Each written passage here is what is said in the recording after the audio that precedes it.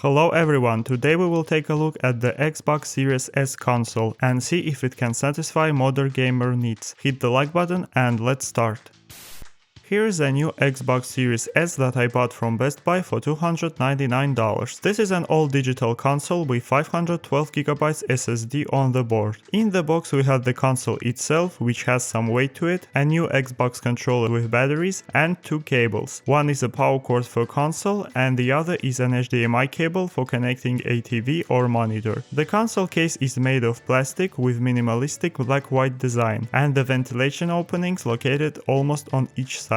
It has rubber mats on two sides, so you can place the console in both vertical and horizontal positions. Port configuration is pretty simple. On the front we have one USB port with a button to sync the Xbox controller and the Xbox button to turn on the console. On the back we have Ethernet port, two USB ports, one HDMI, a storage expansion port, and a power port. The new Xbox controller has good tactile feel buttons. The power port is located on the back in case you run out of batteries, and on the front we have 3.5mm jack for earphones and an extension port to connect extra accessories. Let's do the setup. The console supports any TV or monitor with HDMI port. I'm going to use my 1080p monitor, which I was able to run at 120Hz. On the first boot, the console will update and walk you through the setup. Let's now install games. You can always get free-to-play games from the Microsoft Store. Mostly these are well-known online games that run pretty well. For example, in Apex Legends I see stable 60 FPS. Image quality is great, it's a lot better than the previous generation Xbox One S. And thanks to the SSD, the console is quick at starting games and the system overall feels responsive. While playing the game I can feel airflow from the cooling fan underneath a black circle, but the console is also very quiet.